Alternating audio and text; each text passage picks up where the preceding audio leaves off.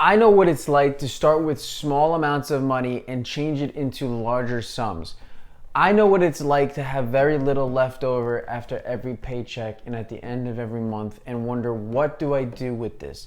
Do I save it? Do I invest it? If I do want to invest it, where do I put it? How do I invest? These are questions I ask myself.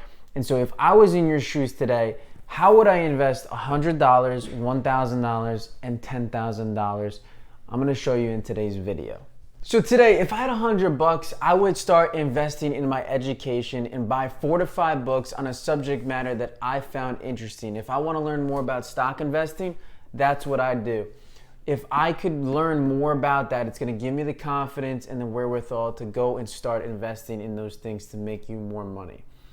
Number 2, I would consider investing in the S&P 500. $100 or so a month can go a long way compounded over long periods of time. This is a long-term play, but it's low risk, and it has historical average returns of 8 to 10% every single year. And this is how I did it when I only had $100 every single month. I would put it away in an IRA and invest it in the S&P 500, which is the greatest 500 companies in the US. Third, I would consider Bitcoin. If you have more of a risk tolerance and you're trying to double, maybe even triple your money in the next 2 years, I would definitely consider it. I think we're at the beginning of a bull run, and it's very possible you'll see those returns very soon. All right, how about $1,000? Now we can get into some interesting educational programs, like the one I bought for $1,000, the B&B formula. It sounds like a lot of money for an education program, but let me tell you, that's what led to my 6-figure Airbnb business. It taught me how to do rental arbitrage, where you rent out property on Airbnb that you do not own. You're subleasing it, so you get permission from the landlord to do this. This was something I followed step by step, and I was able to successfully execute. You can buy programs like this with anything you're interested in, and it'll help you succeed, so you don't have to worry about going through all of the failures on the way to where you want to go. This can also be effective by buying tickets to weekend events, 1, 2, 3-day events. Learn about what you want to and network with other people that are in that field doing the thing that you want to do. Also look at REITs, real estate investment trusts, where you put money into the fund, and this pool of money is then used to buy property. So you're investing in real estate, but indirectly. You do not have to own the property. It's like putting money into a stock, and you have a lot less risk to worry about.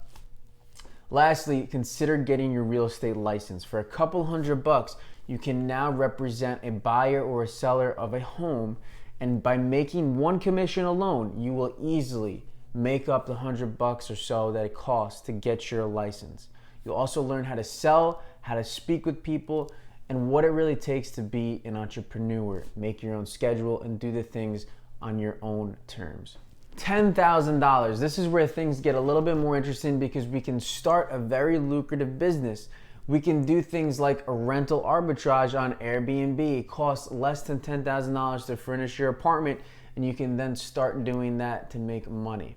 You can also buy a low-cost car with high mileage, something that's used, rent it out on Turo, which is a car rental platform, or become an Uber driver. You can use the gas and any maintenance on the car as a business write-off and save yourself on taxes.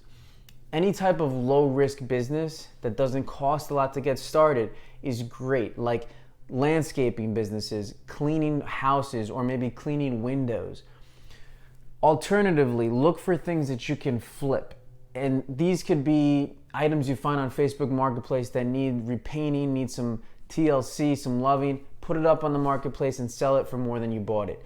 A great way to do this is through flipping couches. Lots of people get rid of their couches. They're completely fine. They just are worn down a little bit. Clean them up, make them look nice, sell them at a big margin, and you can start to make some real good money very quickly. These are great businesses to get started in, and things that you can do for $10,000 or less. That's it, guys. Those are my ideas for how to invest $100, $1,000, and $10,000. You can use a mix and match of these, and remember to start early, because the later you start, the harder it is to let go of that money. Get in the habit of saving and investing now. Cheers, have a great day, and I'll see you on the next video.